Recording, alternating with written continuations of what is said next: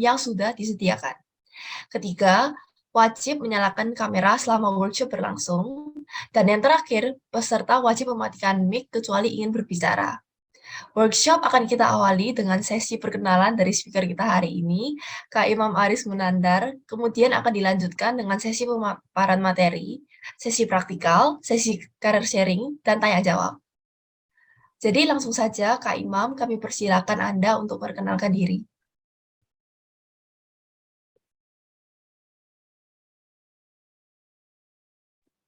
Halo semuanya.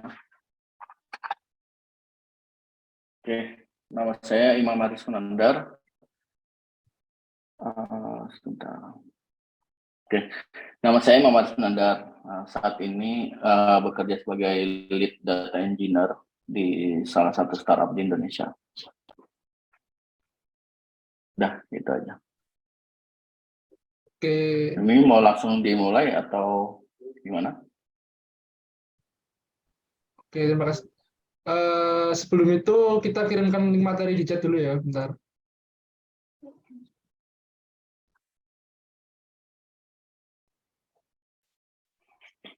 Mungkin dari Kak Imam bisa tolong di-share di chat untuk materi hari ini. Wait.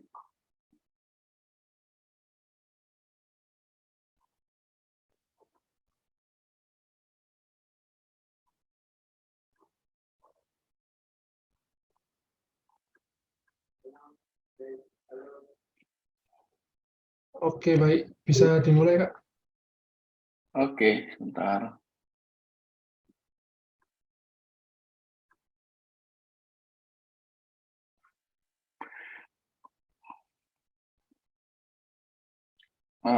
Bentar ya.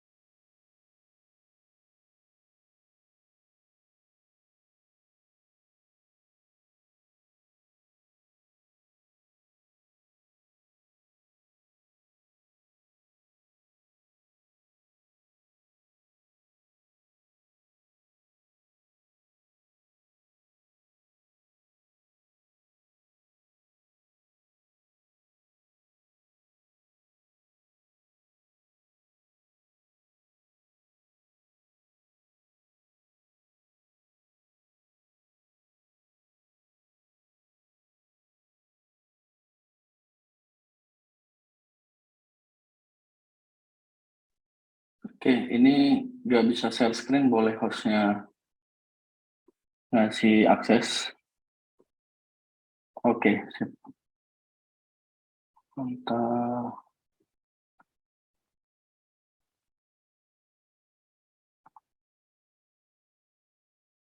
Share ya.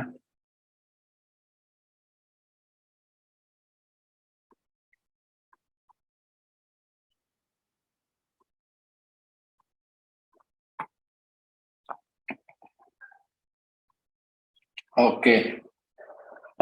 Terima kasih, sorry sebelumnya. Jadi tadi ada kendala teknis sedikit. Jadi kita masuk ke sesi kedua ya. Sesi kedua untuk workshop Python hari ini. Nah, kita akan bahas tentang Python function ya, sama object oriented programming. Nah, function ini seberapa penting kasih dalam bahasa pemrograman gitu kan. Jadi salah satu function ini sering digunakan sama kita, beberapa tim data, baik itu data analis, data engineer maupun data scientist, untuk memanggil sebuah kode blok yang akan kita execute terhadap function yang kita punya gitu. Misalnya contoh ketika saya mau ngebuat pipeline, terus ketika saya mau ngebuat data cleansing dan lain-lain, semua kita bisa ngebuat function seperti itu. Jadi function itu apa sih dalam Python? Nah, function adalah block code yang hanya akan tereksekusi ketika kita panggil gitu. Jadi kalau nggak kita panggil itu tidak akan ke-execute, tidak akan tereksekusi seperti itu. Nah, fungsi didefinisikan menggunakan kata kunci def. Nah, def ini adalah definition salah satu fungsi ketika kita mau ngebuat satu fungsi untuk memanggil baik itu parameter, return value, dan lain-lain seperti itu.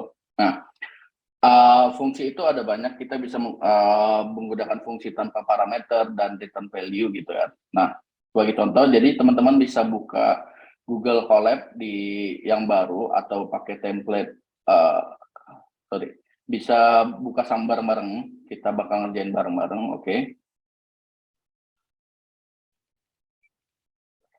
Oke, sudah pada buka, teman-teman? Ada yang belum?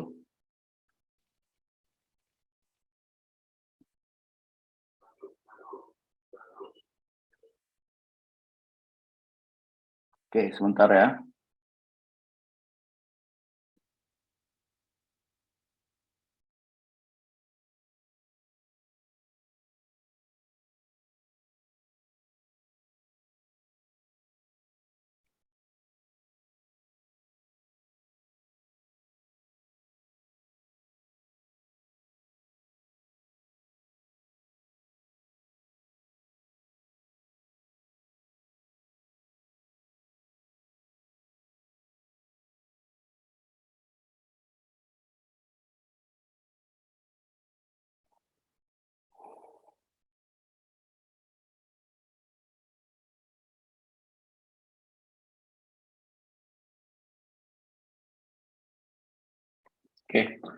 Oke, jika sudah pada buka,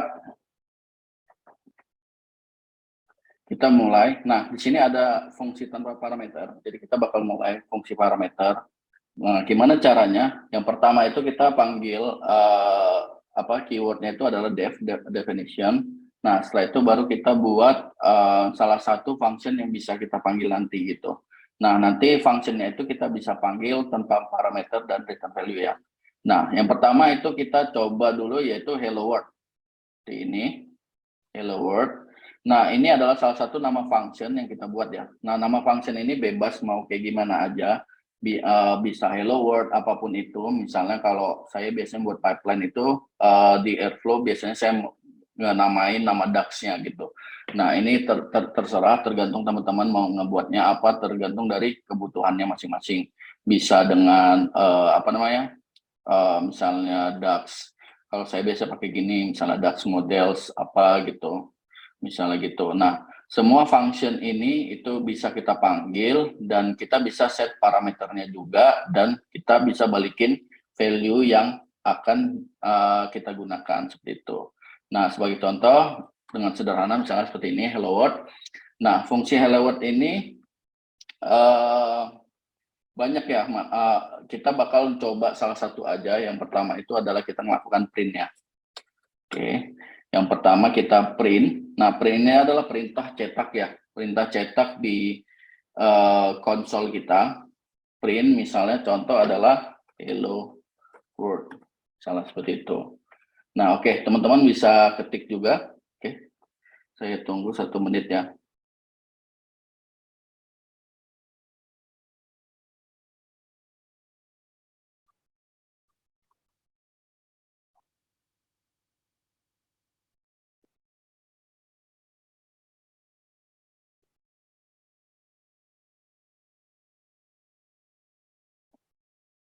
Oke, sudah pada diketik? Oke, sekarang kita bisa jalankan functionnya, bisa jalankan menggunakan player yang ada di sini, sebentar ya.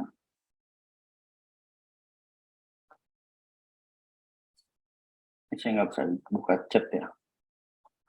Ada yang ngechat nggak ya? Nanti kalau panitia ada yang ngechat, kasih tahu ya. Saya nggak bisa buka chat. Oke, kita bisa jalanin.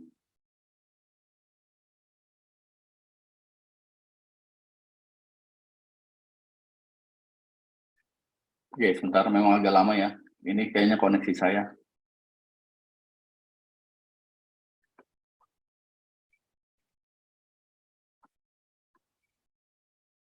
Oke, nah jika sudah hijau berarti function ini sudah berjalan, sudah disimpan di cache dari si Python compilernya gitu. Jadi teman-teman lihat kok belum jalan mas, belum ada muncul apa-apa ya, karena function ini masih disimpan sama cache-nya. Jadi sebuah function itu tidak bisa dijalankan ketika tidak dia dipanggil gitu. Nah, cara manggilnya gimana, Mas? Cara manggilnya kita tinggal panggil nama function dari si hello world ini gitu. Nah, caranya yaitu kita tinggal panggil hello world seperti ini. Nah, ketika kita sudah panggil functionnya, otomatis apa yang ada di dalam function itu akan dieksekut oleh si Python compilernya gitu. Oke, kita coba jalanin. Nah, maka muncul hasilnya adalah print dari si hello world ini gitu. Oke. Oke, sampai sini ada yang mau ditanyakan?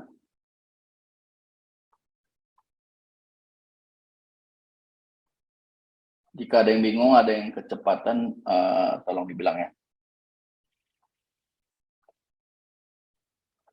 Oke, kita lanjut ya. Nah, tadi kita sudah panggil function dari si hello world ini, yaitu isinya dari ini, si print hello world. Kita juga bisa tambahin, misalnya contoh print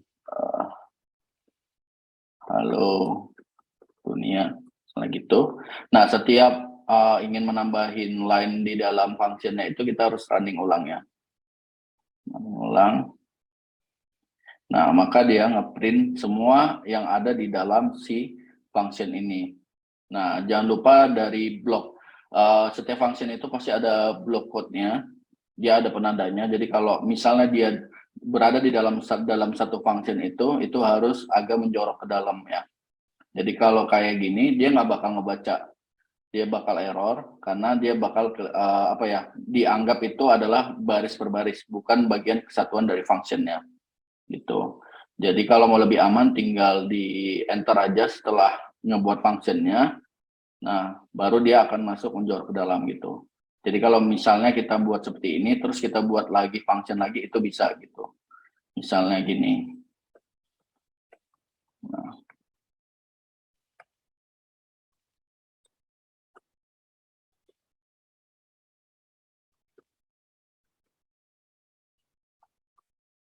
Nah, misalnya seperti ini. Nah, ketika kita jalanin, ketika udah hijau, nah kita bisa manggil function yang lain selain dari hello world ini. Karena kedua function ini udah disimpan di dalam si case-nya Python compiler. Itu. Misalnya kita panggil halo dunia. Nah, ketika kita jalanin, nah dia bakal manggil function yang ada di dalam halo dunia. Seperti itu. Oke. Silakan yang mau salin dulu.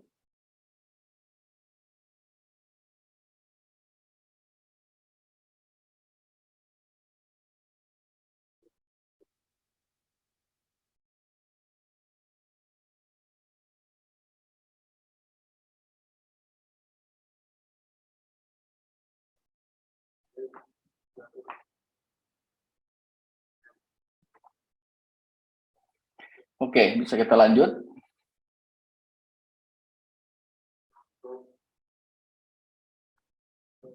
Oke, kita lanjut ya. Nah, selanjutnya ada function dengan parameter dan tanpa return value. Oke. Nah, parameter ini adalah atau argumen ya, argumen atau nilai inputan yang bisa kita masukkan ke dalam function.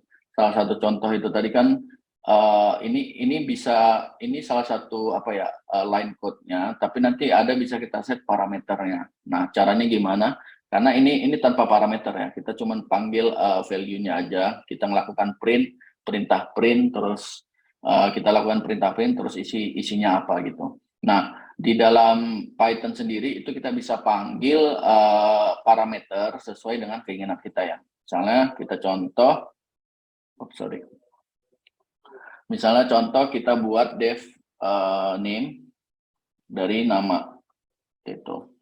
Nah, ini jadi dibedakan ya. Ini itu adalah name itu adalah functionnya, nama itu adalah argumen atau parameter yang ingin kita set atau ingin kita input.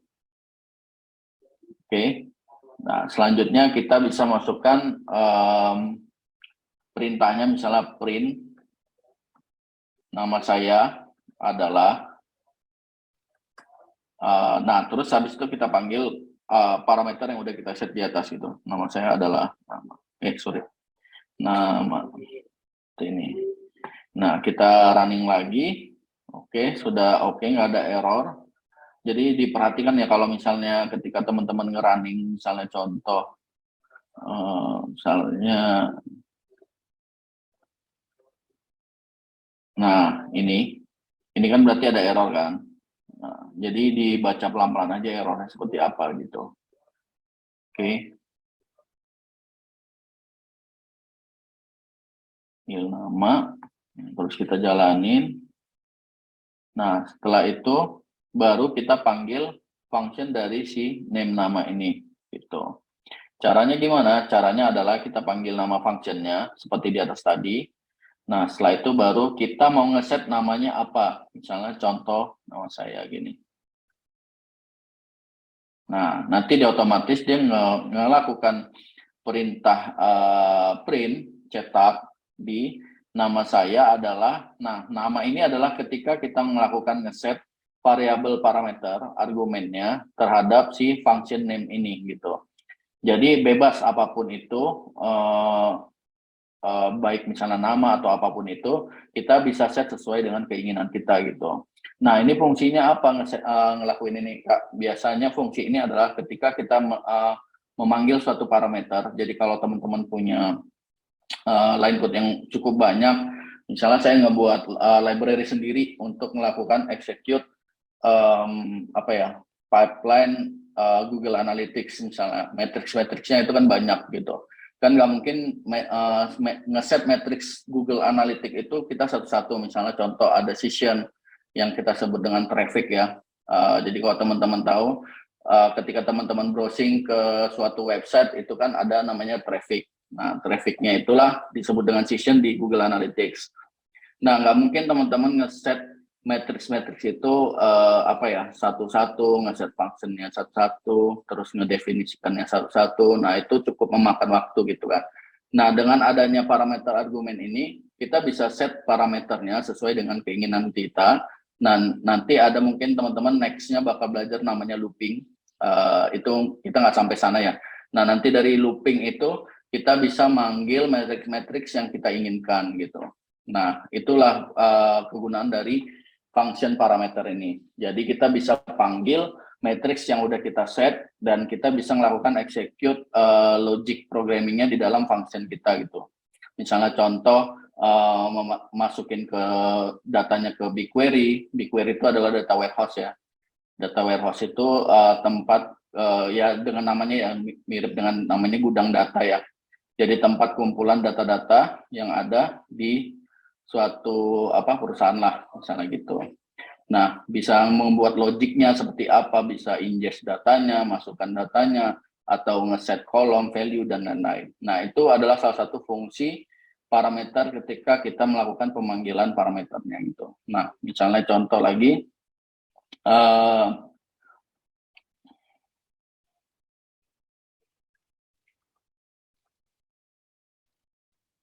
nah ini kita bisa ngeset multiple parameter.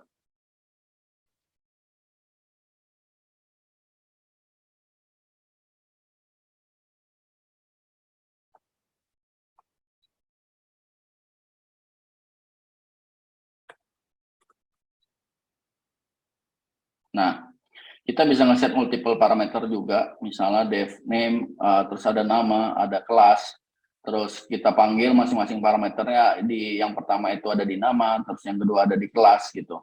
Nah, untuk ngeset multiple parameter sama dengan functionnya. Jadi ini kita anggap adalah template yang ingin kita panggil functionnya gitu.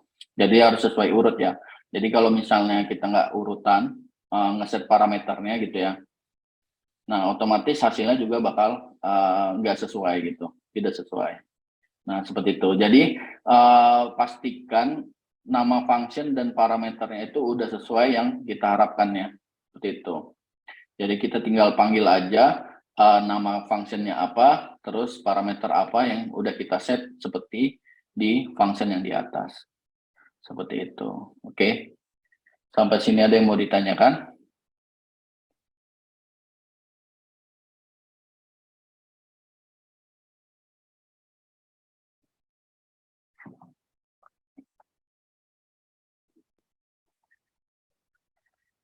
Oke, kalau nggak ada, kita lanjut ya.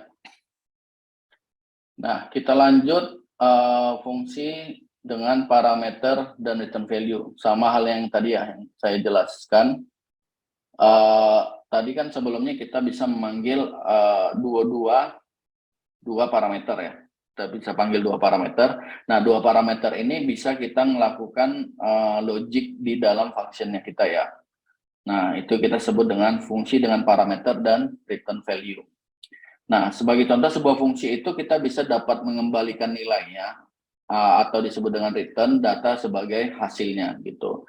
Nah, ini biasanya kalau teman-teman bakal belajar misalnya kalkulator sederhana, terus perhitungan jumlah cost, atau kalau untuk diimplementasinya itu biasanya kayak kalau teman-teman tahu misalnya ada jurnal harian dan lain-lain. Nah, itu semua perhitungan matematik itu bisa kita set di Python gitu, baik itu kali, tambah, kurang, bagi, dan lain-lain gitu, seperti itu. Nah, contoh sederhananya kita bisa melakukan fungsi untuk menjumlahkan dua bilangan gitu ya. Nah, oke. Sekarang kita panggil lagi def jumlah, kita anggap fungsinya namanya jumlah, terus kita set bilangan 1 sama bilangan 2 seperti ini. Nah, parameternya adalah bilangan 1 dan bilangan 2. Jadi ingat ya, ini berarti ada multiple parameter ya. Nah, setelah itu kita bisa panggil return bill 1 plus bill 2. Nah, dia bakal mengembalikan nilai dari bill 1 dengan bill 2. Kita lakukan plus, kita lakukan tambah gitu. Nah, return ini kita mengembalikan status dari si parameter nanti kita set selanjutnya ya, di baris selanjutnya gitu.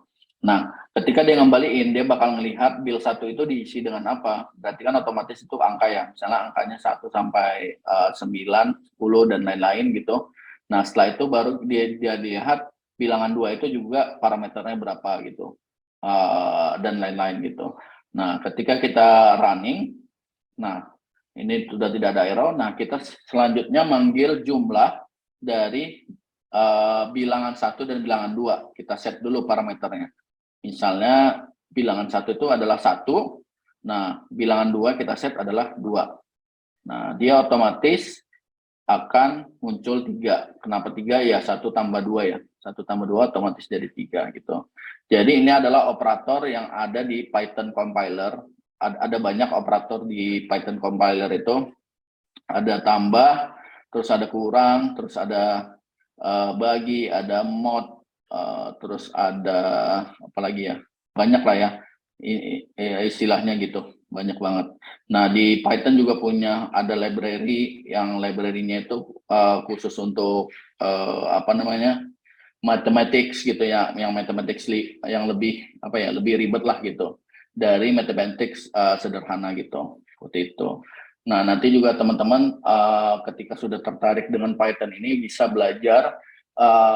Kalau untuk mathematics itu biasanya dipelajarin oleh timnya data scientist gitu. Nah, itu ada banyak ya. Misalnya kita bisa pakai NumPy. Nah, NumPy ini adalah library sederhana dari mathematics operator gitu ya. Ada banyak, misalnya ada logaritma, ada log, ada sin, cos, tang, dan lain-lain gitu. Nah, ada juga yang namanya SciPy. Nah, kalau ini lebih, SciPy. Nah, kalau ini lebih ke scientific-nya gitu. Nah, itu lebih ke analytics, ada table A, table B, table Z, dan lain-lain gitu. Jadi kalau teman-teman pernah belajar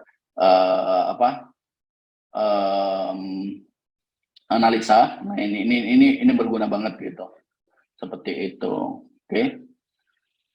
Oke, sampai sini ada yang mau ditanyakan?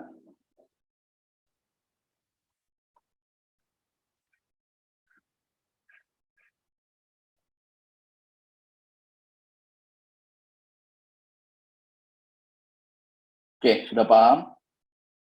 Atau ada yang masih bingung? Atau ada yang error, teman-teman?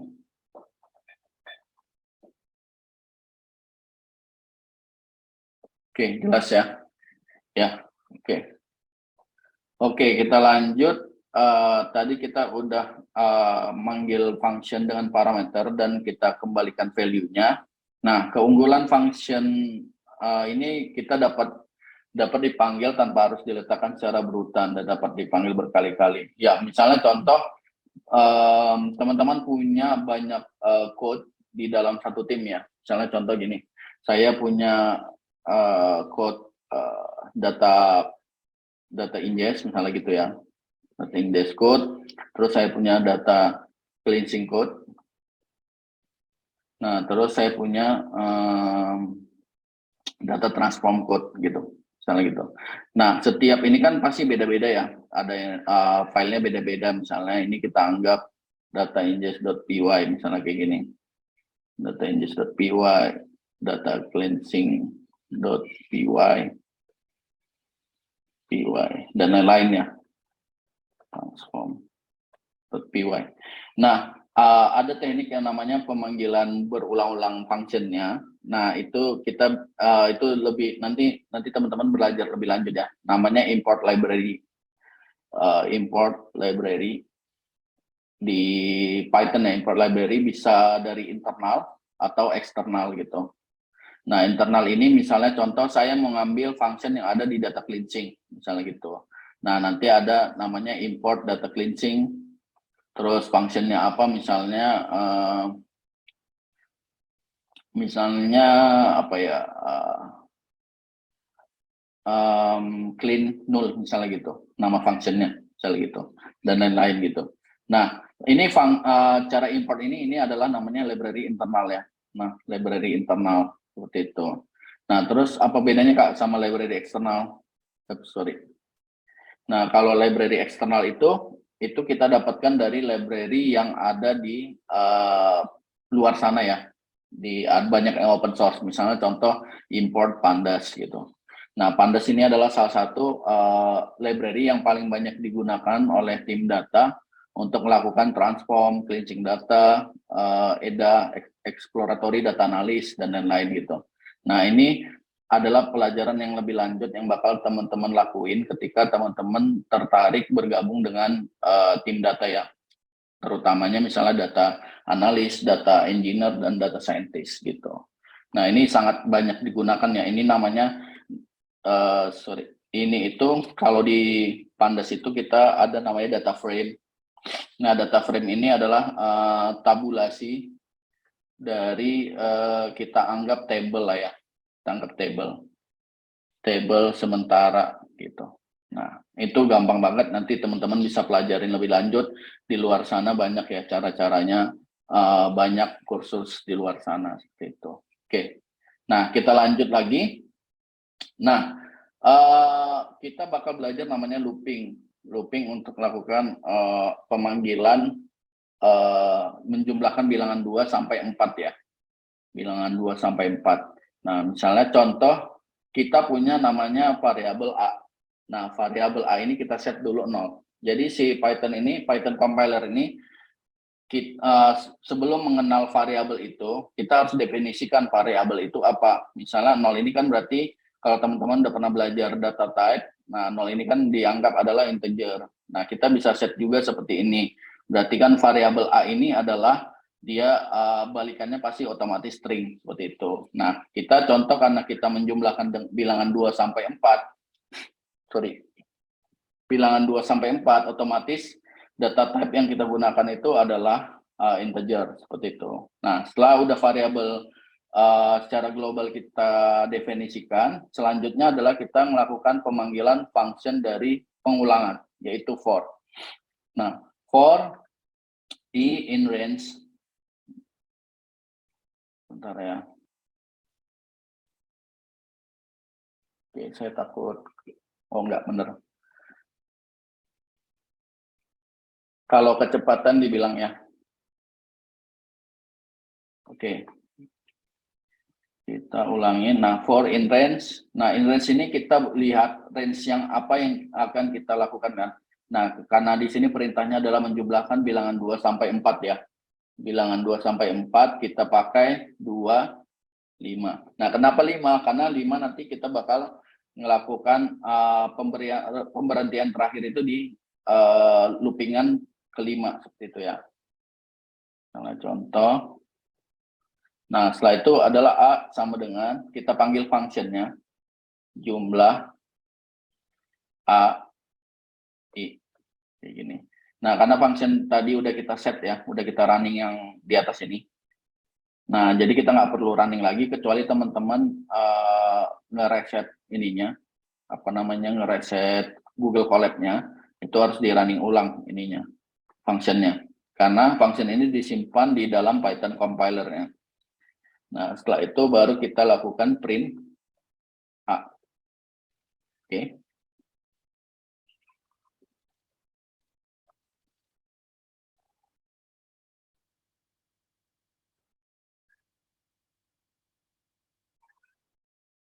Nah, setelah itu baru kita bisa jalankan. Nah, dia bakal menjumlahkan, sorry, sebentar. Ini salah ya. Printnya harusnya di luar, bukan di dalam for ya. Nah, otomatis 9. Oke, ada yang tahu kenapa hasilnya 9?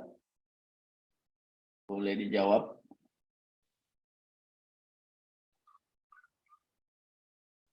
Ada yang tahu kenapa 9?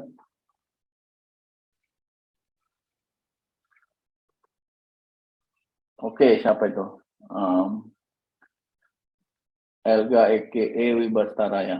Ya, benar ya. Karena tadi yang kita bilang, kita kan bakal menjumlahkan bilangan 2 sampai 4 ya. Jadi kita buat range-nya. Range-nya itu 2 sampai 5, antara 2 dan 5 gitu kan.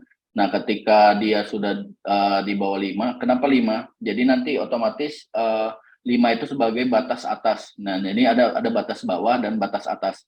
Biasanya batas atas itu dia kalau di Python itu dia dianggap kalau batas bawah itu dianggap 2 sama dengan gini. Sebentar. I X. Saya lupa. Nah, jadi dianggap I itu sama dengan X. Nah, ini anggap 2 itu X. Nah, kalau ini batas minimumnya atau batas bawahnya. Nah, kalau batas atasnya itu biasanya kurang lebih, saya kebalik tandanya ya, seperti ini. Nah, batas atasnya itu biasanya kurang lebih seperti ini. Nah, ini bisa kita set aja sih sebenarnya. Kita bisa lakuin, ada banyak caranya. Ini terkhusus untuk range saja ya. Ada banyak caranya, bisa kita set berbagai macam cara. Bisa kita set kondisi misalnya for I, terus X-nya lebih besar dari apa gitu. Nah, itu banyak caranya untuk melakukan apa ya, melakukan condition dari parameter yang kita inginkan di dalam looping for ini gitu. Oke, benar ya. Dari Elga 2 plus 3 plus 4. Oke, sampai sini ada yang mau ditanyakan?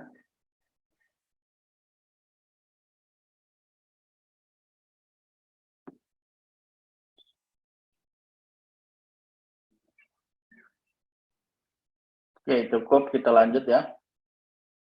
Nah, selanjutnya kita memanggil kembali fungsi jumlah beberapa kali ya. Nah, itu yang tadi yang sudah saya praktekkan di awal, kita bisa manggil apa namanya, print dari si siapa namanya, di dalam yang function ini gitu ya, execute yang ada di dalam function ini. Misalnya kita bisa memanggil beberapa kali print jumlah, misalnya jumlahnya itu kita pakai 3, 4, terus print misalnya jumlah 1, 4 misalnya gini. Nah, terus kita bisa panggil lagi functionnya. Nah, inilah salah satu kelebihan functionnya. Kita bisa manggil di mana aja ketika si function ini udah tersimpan di dalam Python compilernya gitu. Jadi kapanpun kalian panggil itu bisa. Itu. Saya salah, bukan name ya. Sebentar.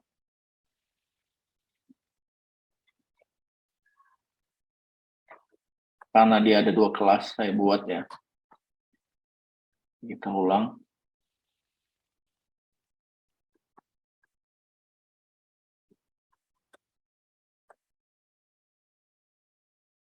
Oke, seperti ini. Nah, jadi ada 7, 5, sama si Naruto. Naruto ini dari function yang udah kita panggil di atas ya, yang ini. Gitu. Seperti itu. Gampang ya Python ini. Lebih gampang dari bahasa pemrograman yang lain. Ya salah satu ya, sebenarnya ada banyak bahasa pemrograman yang gampang. Salah satu contoh ada R language, itu juga gampang banget. Itu biasa dipakai orang statistik, data scientist itu pakai R language. Nah, kemudian banyak ya, ada PHP. PHP juga gampang, tapi salah satu yang gampang juga Python gitu. Karena dia bukan high language. Kalau high language itu kayak Java, terus banyak ya di luar sana untuk high language seperti itu. Oke, sampai sini ada yang mau ditanyakan? Nanti kalau mau di luar materi, tanyanya via Slido yang dikasih sama panitia ya. Nanti setelah ini saya akan jawab gitu.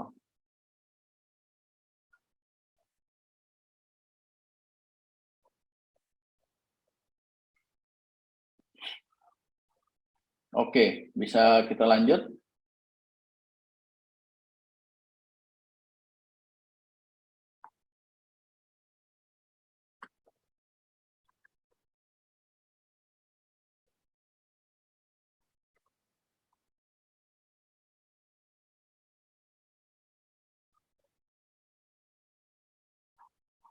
Oke, lanjut. Oke, bisa ya. Oke, kita lanjut. Nah, selanjutnya ada argumen arbitrary ya. Nah, argumen arbitrary ini adalah suatu argumen yang tidak didukung oleh bukti atau alasan yang sah dan hanya didasarkan pada preferensi gitu. Jadi apabila kita tahu jumlah banyak argumen yang akan diteruskan ke fungsi kita bisa tambahkan tanda bintang sebelum parameter dalam fungsinya gitu. Nah, jadi sebagai contoh kita kita nggak tahu nih jumlah banyak argumennya seperti apa gitu, mau berapa banyak dan lain-lain. Jadi tadi kan kalau kita buat kayak gini kan, misalnya Naruto, terus kita tambahin gitu, misalnya Hinata misalnya gitu ya. Nah, dia bakal error karena dia si name ini kita set itu satu parameter ya. Mana tadi? Nah, si name itu atau nama itu kita set satu parameter, dia nggak bisa lebih. Karena dia menganggap kalau si Python ini menganggap ini ada dua parameter yang berbeda dianggapnya. Makanya nanti kita tambahin bintang di depan argumennya gitu. Jadi fungsi bintang seperti itu. Nah, kalau kita tambahin satu, dia anggap, oh ini di dalam function ini ada dua argumen gitu. Seperti itu. Misalnya contoh, kita panggil def anak. Misalnya itu ada nama depan. Misalnya seperti itu. Nah, nama depan ini kita lakukan looping ya. Misalnya for i in nama depan. Nah, nama depan ini adalah argumen dari si function anak. Kita lakukan looping. Nah, yang pertama itu kita bisa print i. Nah, i ini atau i ini itu adalah salah satu parameter untuk looping. Kita bisa ngebuat variabel untuk dilakukan looping untuk terhadap si argumen nama depan ini tadi gitu. Misalnya i tambah, nah kita bisa pakai spasi biar ada jaraknya nanti. Terus setelah itu baru Wijaya. Nah, setelah itu kan sudah di print. Nah, jangan lupa kalau posisinya di sini berarti dia ada di dalam taggingnya si loopingnya. Diingat ya. Jadi jangan sampai posisinya salah. Misalnya contoh kayak gini ya. Anak Joko, terus Jaka, Adi. Nah, ketika posisi function si anak ini ada di sini, dia otomatis kepemilikannya adalah si for ini gitu. Karena kita function anak ini itu udah selesai sampai di print, hanya melakukan print, maka kita harus menjorok ke dalamnya, harus kita hapus seperti ini. Jadi kurang lebih kayak gini. Jadi jangan panik, ada namanya, saya lupa namanya, ada block error code gitu. Biasanya di Visual Studio Code kelihatan gitu kan. Nah, kalau ada error kayak gitu biasanya dia tidak sesuai dengan apa yang ada di dalam functionnya. Nah, ini kan function dari anak, terus kita lakukan looping, terus kita print kan, dan dia bakal nge-print dari si parameter nama depan, terus kita set parameternya itu ada 3, Joko, Jaka, sama Adi, seperti itu. Nah, kalau kita jalanin, dia bakal nge-print 3-3-nya, gitu. Oke, sampai sini ada yang bingung atau ada yang mau ingin ditanyakan?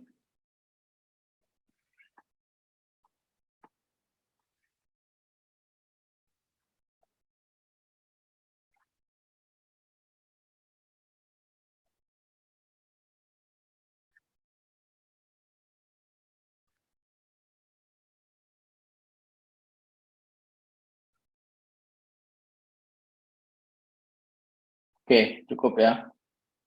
Kita lanjut. Nah, tadi kan function dari anak tadi, anak yang ini, itu kan udah bisa kita panggil ya. Nah, sekarang bisa nggak Kak kita panggil banyak? Bisa dong. Karena kita udah set looping di dalam functionnya ini. Jadi dia bakal ngecek nama depan, dia bakal ngecek, oh ini Joko. Jadi dia masih punya satu argumen yang disebut dengan argumen arbitrary gitu ya. Jadi argumen yang bakal diteruskan dari functionnya kita. Kita nggak bakal tahu jumlahnya berapa, mau dia 100, 20, 2000, dan lain-lain. Nah, biasanya argumen arbitrary ini bisa dipakai untuk melakukan looping di data ingesting gitu. Misalnya contoh, saya punya data itu ada 1 juta row gitu ya. 1 juta row. Ini termasuk sedikit ya kalau di di real case-nya ya, real project-nya gitu. Nah, 1 juta row ini kan nggak mungkin kita masukin satu-satu lah gitu. Kita masukin per baris kan nggak mungkin gitu. Nah, argumen arbitrary ini bisa kita set ketika misalnya contoh saya punya matrix namanya season gitu dan date gitu. Nah, ketika kita punya 2 parameter ini kita bisa set untuk melakukan ingestion-nya gitu. Kita masukin traffic-nya. Ini jangan bingung ya teman-teman, ini bahasa bisnis aja sih sebenarnya. Ya, secara sederhana season itu traffic ya gitu. Nah, bisa kita masukin date-nya, value date-nya berapa, misalnya 2023, 0101, terus season-nya itu ada 100.000 misalnya gitu. Nah, ini kita bisa lakukan argumen arbitrary-nya untuk masukkan, kita bisa set matrix-nya itu season, kemudian traffic, seperti itu. Nah, itu adalah salah satu contoh dari argumen arbitrary ya. Misalnya kita coba lagi pakai anak, kita panggil function anak, terus kita panggil Andy, Adi, terus Adi Anwar. Nah, selanjutnya ada Ali. Seperti ini. Nah, otomatis dia panggil semuanya ya. Seperti itu. Jadi dia panggil variabel loopingnya i ini, yaitu kita udah set i itu adalah nama depan, salah satu dari nama depan. Nah, nama depan itu adalah argumen, terus kita bisa set si masing-masing nama argumen nama depannya tadi ya, ada Andi, Adi, Anwar, dan Ali, seperti itu. Oke, sampai sini ada yang mau ditanyakan? Oke, kita lanjut. Selanjutnya adalah kita bisa juga memanggil sebuah fungsi dalam sebuah fungsi lain. Jadi fungsi dalam fungsi ya. Nah, fungsi misalnya contoh kita buat fungsi luas lingkaran ya. Misalnya def jari-jari, kita harus set function dari jari-jari itu, kita set argumennya itu, parameter itu A. Gitu. Nah, jari-jari itu adalah R kali R ya, kalau nggak salah R kuadrat gitu kan. Nah, ini karena parameternya kita set A, jadi R sama dengan adalah A dikali A. Nah, terus kita return R-nya. Kita balikin dari nilai R yang di atas ini. Jadi, si return-nya ini ngebaca, oh R itu adalah A kali A gitu. Nah, A ini dari mana? Nanti kita set. set parameter apa yang akan kita set nanti gitu kan. Nah, kemudian kita buat function namanya def luas lingkaran. Nah, kita set juga A untuk parameternya. Setelah itu kita bisa return 3,14. Ini pi ya kalau nggak salah ya. Saya lupa. Udah lama nggak belajar matematik. Ini pi terus dikali jari-jari. Terus A. Nah, A ini parameter yang akan kita set nanti ya. Nah, setelah itu baru kita coba panggil luas lingkaran. Itu A-nya itu adalah 100. Nah, A ini adalah salah satu variabel yang dipanggil juga di jari-jari ya. Itu. Nah, maka hasilnya sekian, cukup 1400. Karena di set 100 ya, 3,14 kali 100. Jadi dianggap jari-jarinya itu 100 ya. Gitu. Oke, sampai sini ada yang mau ditanyakan?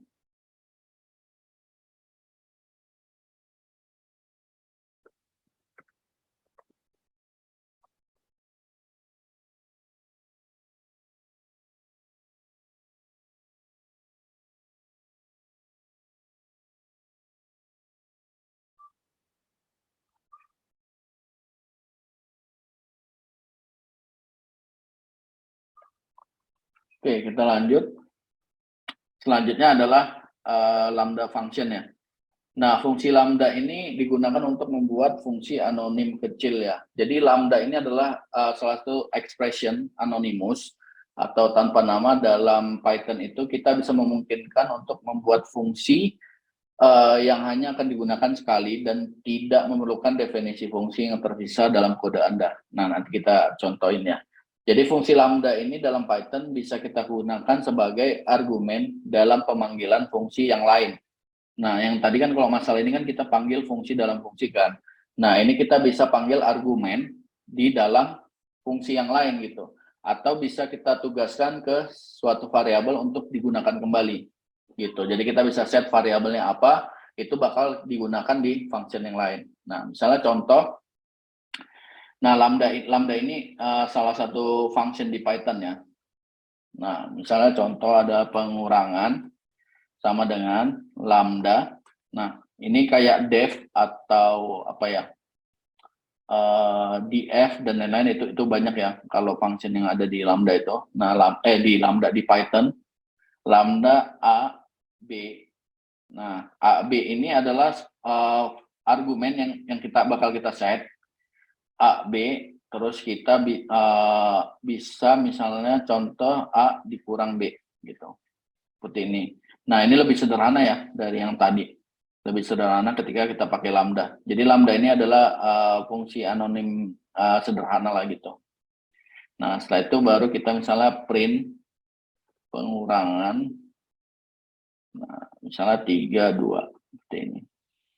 Nah, maka hasilnya 1. Misalnya 5, 2, hasilnya 3. Seperti itu. Jadi lambda ini adalah salah satu fungsi yang ada di Python ketika kita mau memanggil argumennya ke tempat yang lain. Misalnya contoh lagi, fungsi luas persegi panjang. Misalnya contoh ya, luas persegi panjang itu sama dengan lambda, terus panjang, lebar. Nah, ini kan kita udah set argumennya atau parameternya, panjang dan lebar. Setelah itu kita set apa yang dilakukan si lambdanya ini, atau apa yang dilakukan fungsinya ini. Itu panjang dikali lebar. Seperti ini. Nah, setelah itu baru misalnya kita print. Ini sebenarnya kalau di compiler biasa, ini karena di Google Colab atau Jupyter Notebook, itu bisa sebenarnya seperti ini langsung. Gitu. Nah, tapi kalau misalnya teman-teman nge-compile manual, misalnya nge-compile pakai Python, belajar.py gitu kan. Nah, itu kayak gini dia bakal error ya. Jadi dia nggak masuk ke konsolnya. karena si Jupyter Notebook ini udah include konsol, ini konsolnya di bawah ini. Jadi kita nggak perlu pakai print, cuman kita biasakan aja pakai print. Jadi nanti suatu saat kalau teman-teman nge-compile file manual itu bisa gitu. Seperti itu. Nah, maka hasilnya adalah 10. Kenapa harus pakai lambda? Nah, jadi lambda ini tuh sebenarnya apa ya? Kayak expression function ya. Jadi kayak lambda ini bisa kita panggil.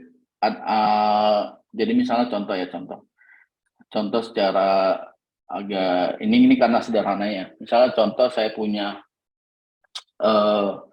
function namanya itu apa ya? Convention rate misalnya. Convention rate. Nah, misalnya si convention rate-nya itu season dibagi sama misalnya user misalnya gitu ya. Ini kita anggap gitu, atau secara sederhana misalnya penjualan dibagi user misalnya gitu. Nah, ini kita bisa pakai lambda ya. Lambda terus kita set penjualan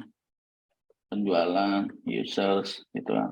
Nah, ketika teman-teman mau ngeset si penjualan users ini, itu bisa dipanggil kemanapun ya. Bisa dipanggil ke function lain dan lain-lain gitu. Jadi ini secara sederhana dia kan cuma satu line code doang. Jangan kan kalau pakai definition itu kan pakai function yang biasa itu kan dia panjang banget gitu. Jadi kita bisa terpisah manggil si convention rate-nya ini terpisah dari definisi yang ada misalnya contoh ini ada kita anggap session.py ya. Ini kita anggap gitu. Nah, terus saya mau panggil apa? Saya mau panggil si convention rate ini di misalnya contoh di users.py misalnya gitu. Nah, pakai lambda ini bisa kita panggil gitu.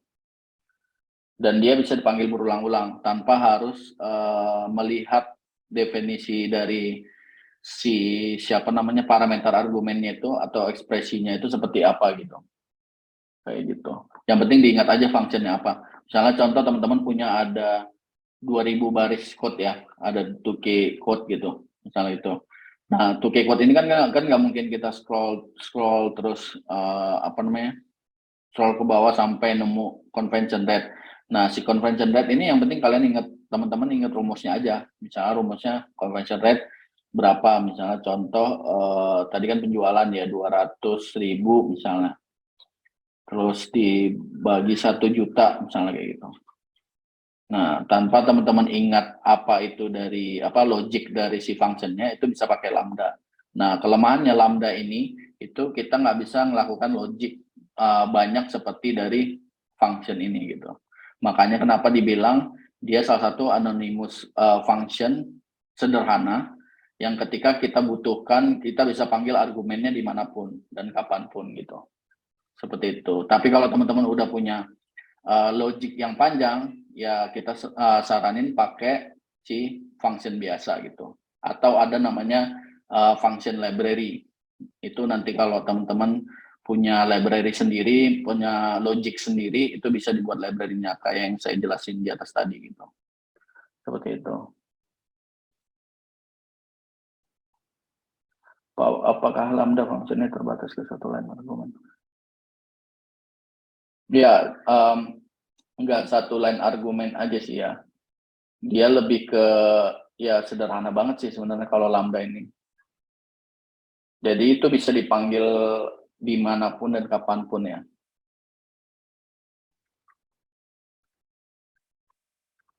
Gitu. Yang tadi seperti saya jelasin.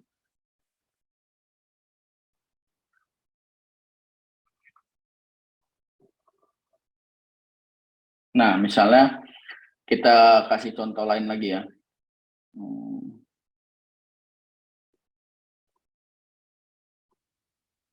Oke, misalnya,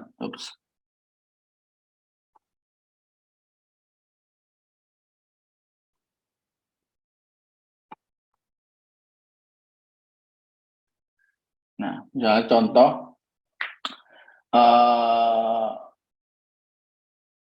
misalnya contoh apa ya, misalnya additional gitu ya.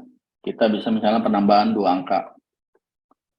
Penambahan 2 angka. Oh, jangan penambahan deh. Coba misalnya menentukan ganjil genap ya, yang agak ribet dikit. Menentukan ganjil genap. Ganjil atau genap. Itu. Misalnya kita pakai is even, terus kita panggil lambdanya. Nah, ini kan functionnya kita panggil itu X. X itu apa? X itu misalnya X mod 2 sama dengan 0. Nah, ketika dia habis dibagi 2 atau modnya sama dengan 2, itu dia adalah genap ya. Benar ya? Ya. Sorry. Nah, terus misalnya saya print is even. Nah, ini kita isi misalnya 4. Nah, apakah 4 itu ganjil genap? Dia bakal ngembaliin true ya, nilai true. Nah, seperti itu. Jadi kalau misalnya contoh 5 false, karena 5 itu bukan bilangan genap ya. Jadi misalnya 5 mod 2, 5 dibagi 2 kan, itu mendekatin 4 sisa 1. Nah, apakah 1 itu sama dengan 0? Enggak, berbeda ya. Makanya ini disebut dengan ganjil. Dan hasilnya adalah false. Itu. Nah, atau misalnya contoh lain itu misalnya maksimum. Misalnya kita ambil menentukan nilai terbesar ya, besar dari 3 angka, misalnya kayak gitu. Nah, kita bisa panggil maksimum sama dengan lambda terus x, y, z. Nah, ini kita pakai max. Nah, dia bakal ngecek maksimum dari x, y, dan z ya. X, y, z. Ini. Nah, terus kita lakukan print, kita panggil function maksimumnya, misalnya 754. Gitu. Oke. Nah, kalau secara logiknya kan angka terbesar itu adalah 7 ya. Harusnya balikannya adalah 7. Nah, maka hasilnya 7. Ya, benar memang argumen untuk lambda ini dia hanya digunakan untuk satu line argumen aja gitu. Karena satu line. Ketika teman-teman punya logik yang lebih banyak, nah itu bisa gunakan function biasa gitu. Oke, sampai sini ada yang mau ditanyakan? Kalau tidak ada, kita lanjut ke OOP ya, konsep dari OOP. Nah, apa itu OOP?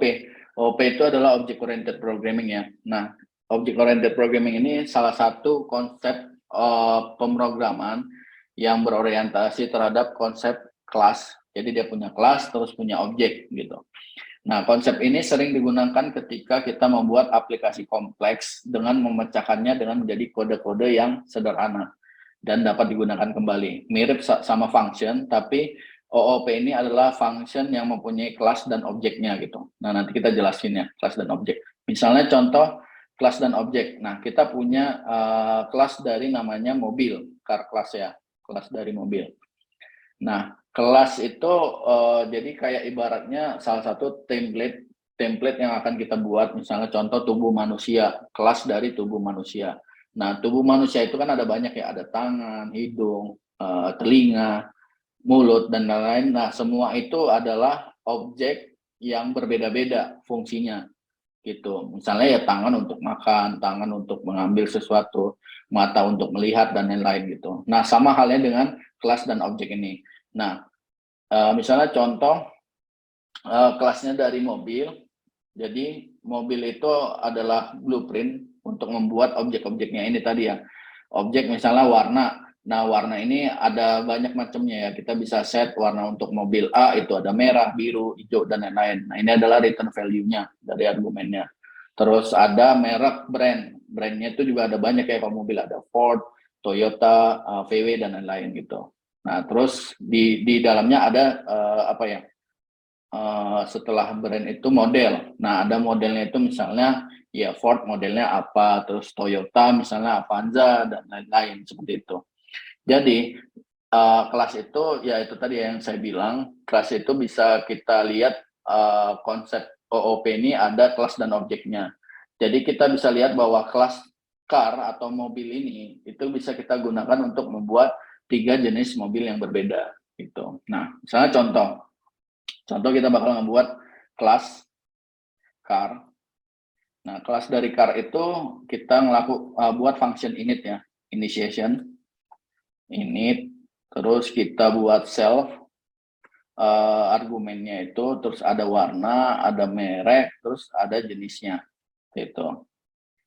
Nah, self ini adalah balikan dari argumen terhadap si diri sendirinya. Terus kita set variabelnya di dalam function init, itu ada warna isinya adalah warna ya. Terus ada merek, variabel merek itu adalah argumen dari merek gitu.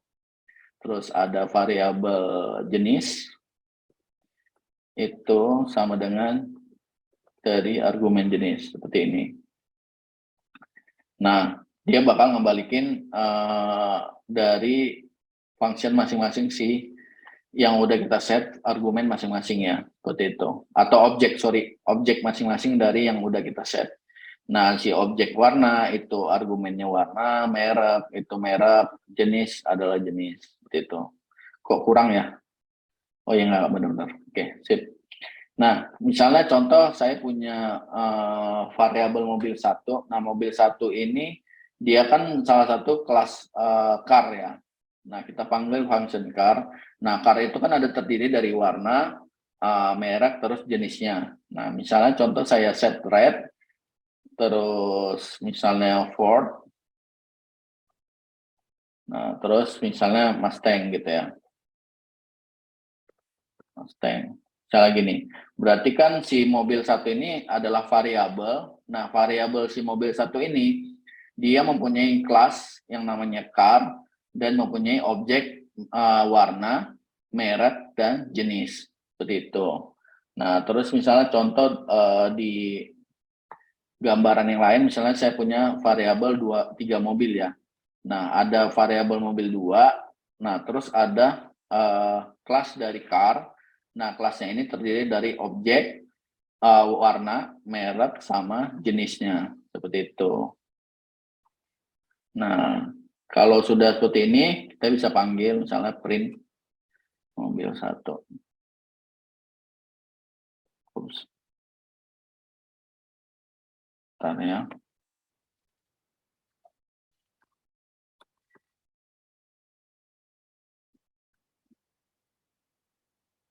Oke, dia termasuk objek ya.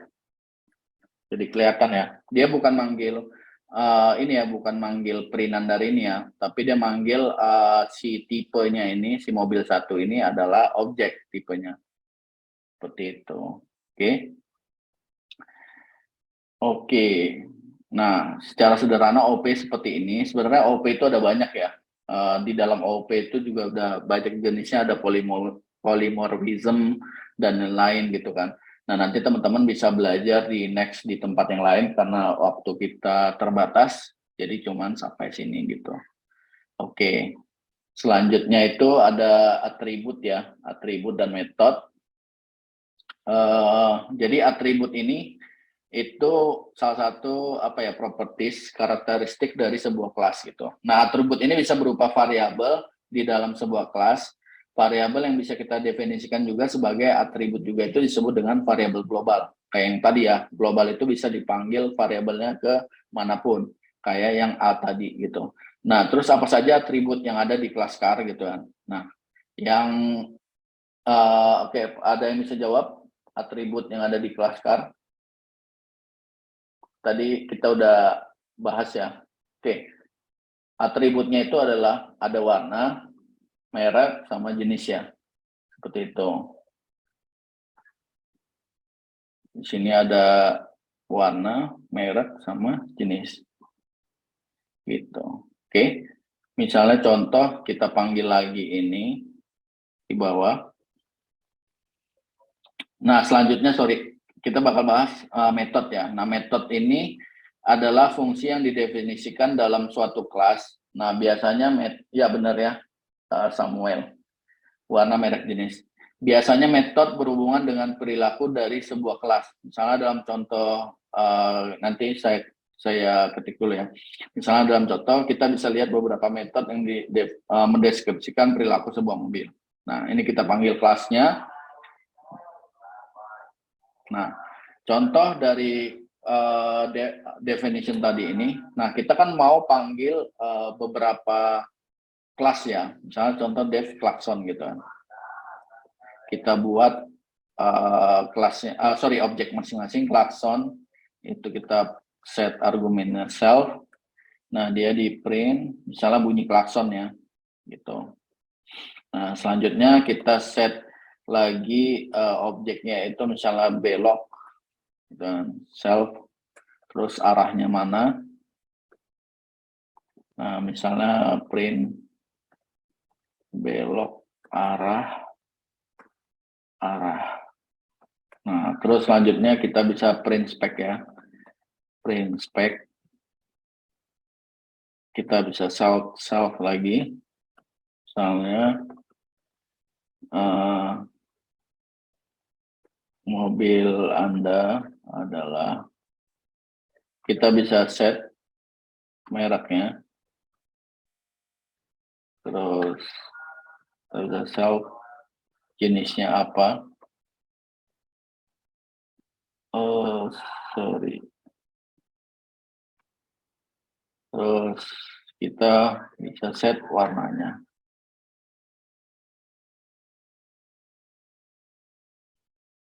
Self warna. Ini. Nah, F ini adalah kode blok dari ketika kita mau memanggil Jinja ya. Ini namanya Jinja. Ketika kita mau manggil Jinja dari objek yang akan kita panggil gitu. Nah, ini ada metodenya, terus kita misalnya panggil get merek, kita panggil mereknya apa. Nah, seperti ini. Nah, kita bisa return mereknya. Karena merek udah di set di atas ya.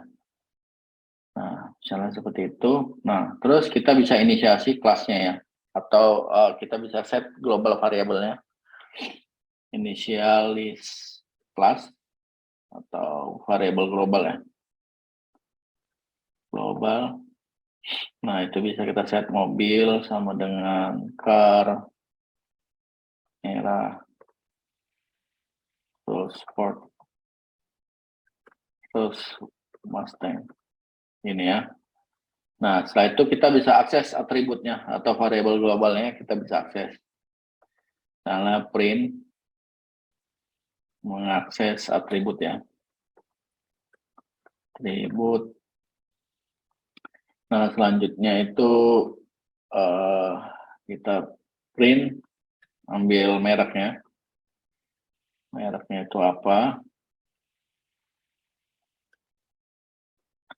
Nah, ini kan atributnya kan mobil. Kita panggil atributnya, terus kita panggil kelasnya. Kelasnya itu kan merek. Ini. Nah, selanjutnya itu print warnanya. Warna. Kita panggil atributnya. Terus kita panggil objeknya. Print jenis. Kita panggil ininya, atributnya, terus kita panggil objeknya. Oke. Nah, kalau kita jalanin,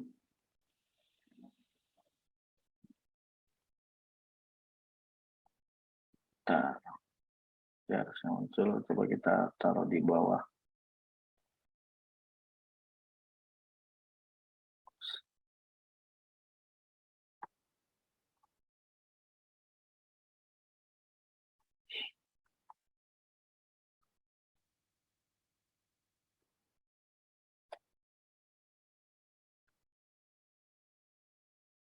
Nah, seperti ini ya.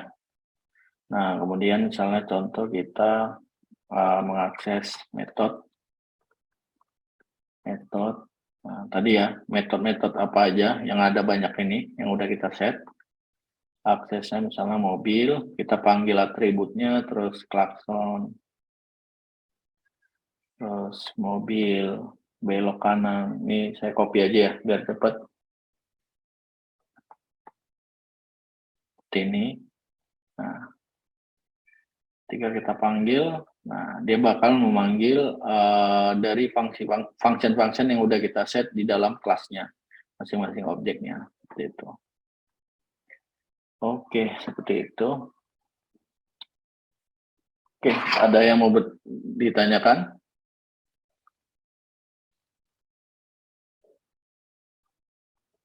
Oke, kalau tidak ada, mungkin materi kita hari ini cukup sampai di sini ya. Saya kembalikan ke moderator dulu ya.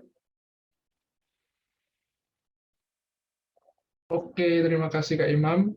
Kita mungkin setelah ini bisa lihat pertanyaan-pertanyaan apa saja yang terkumpul di slide itu.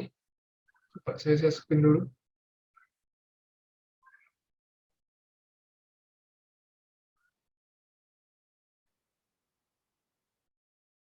Oke, ini sudah ada beberapa pertanyaan yang masuk. Ini dari Kak Imam, silakan dipilih mana yang mau dijawab. Oke, sebentar ya.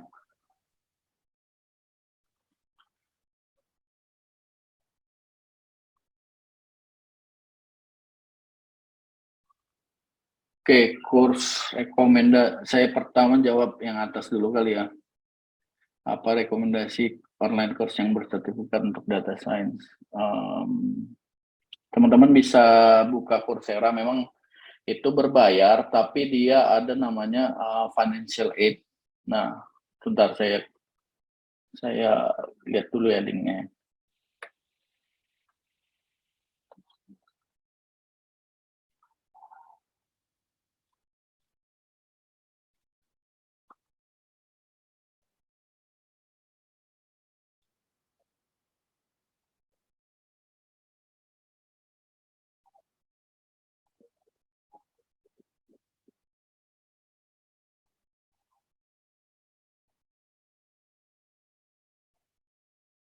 Nah, teman-teman bisa buka di sini.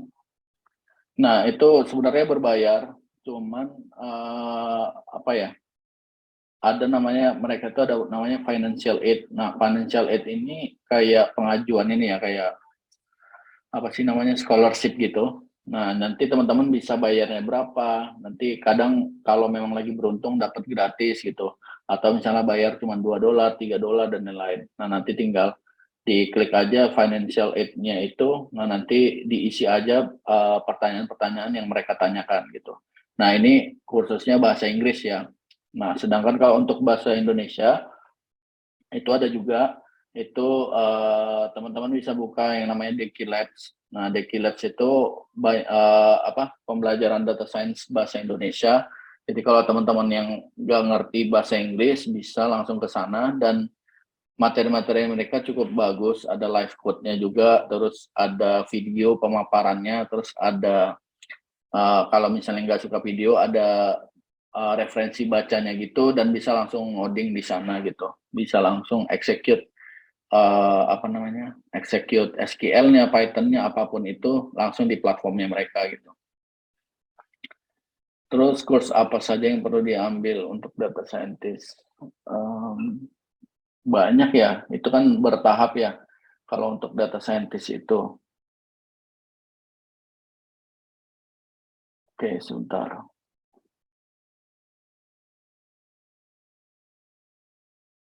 Hmm.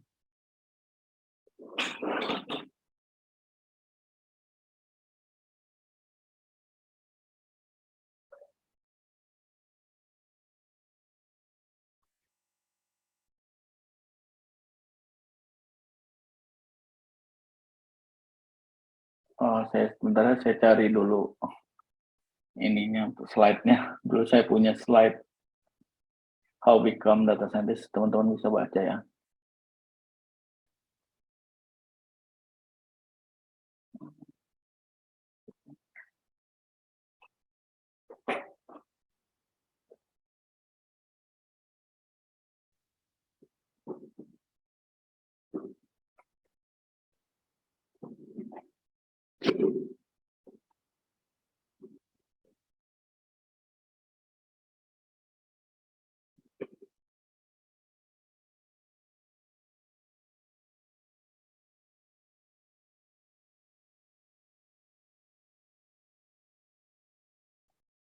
Cek tadi ya, bentar.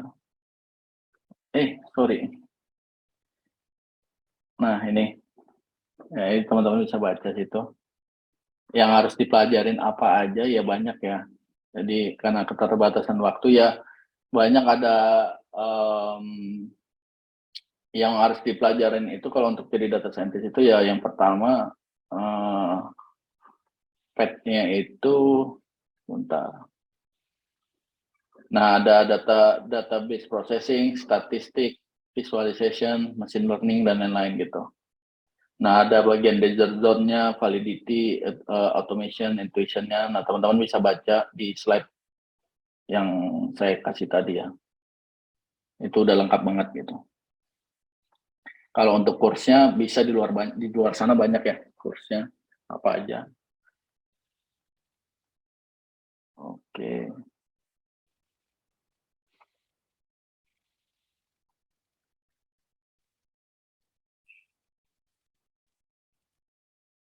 Oke, selanjutnya boleh ya. Pertanyaannya, setelah menguasai dasar Python, untuk next belajar apa? Belajar SQL ya. Ya benar. Dan nanti ada sesi karir sharingnya. Nah, untuk setelah menguasai Python, nextnya belajar apa? Tergantung ya dari teman-teman mau path-nya kemana. Nanti kita bahas di karir sharingnya untuk yang pertanyaan ini. Nanti bisa belajar SQL, bisa belajar statistik dan lain-lain gitu. Terus selanjutnya, kalau saya lihat chat ada nggak ya?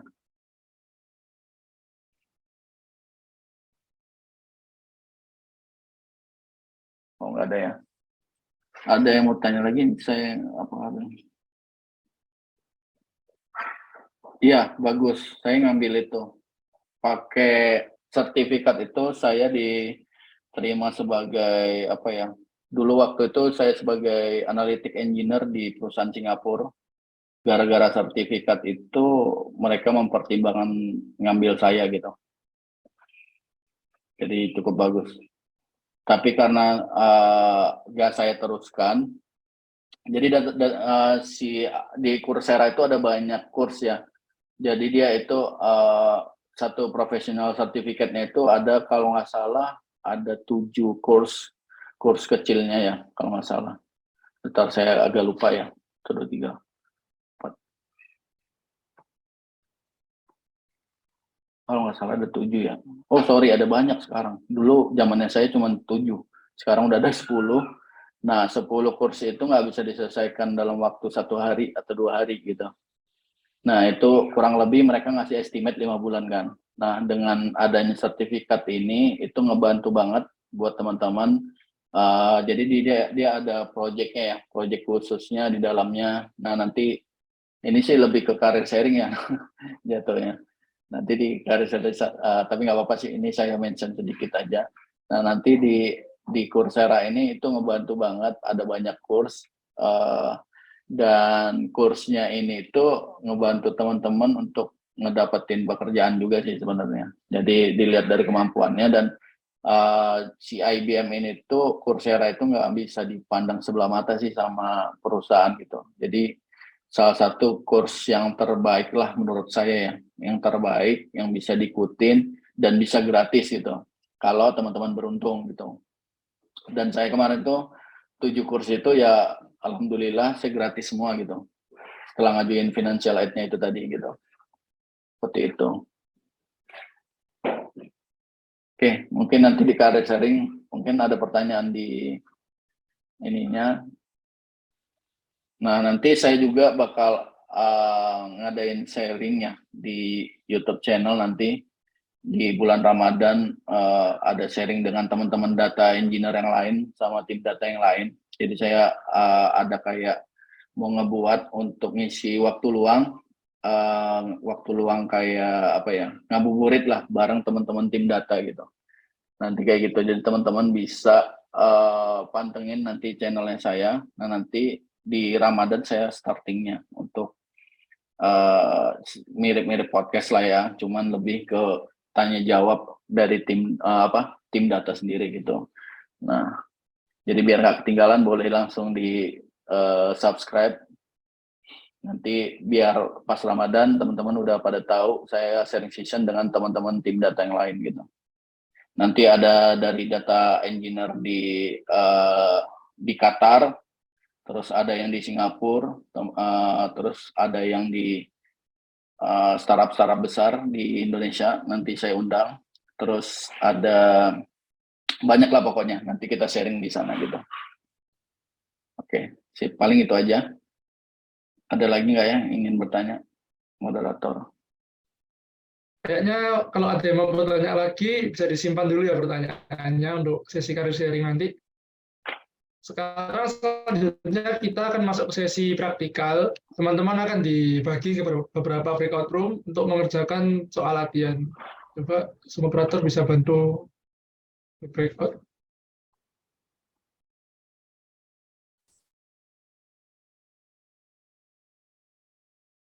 Halo guys, selamat kembali ke main room. Oke, setelah ini kita akan lanjut ke sesi selanjutnya, yaitu sesi career sharing dari Kak Imam. Namun, kami ingin mengingatkan bahwa di akhir nanti akan ada sesi tanya-jawab dengan Kak Imam.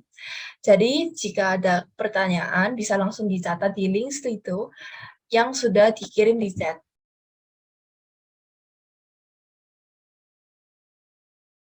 Ini link Slido-nya ya guys, bisa kalau ada pertanyaan bisa disimpan di dalam link Slido.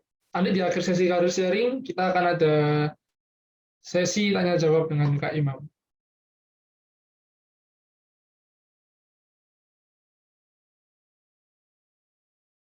Oke, apakah sudah masuk ke main room semua?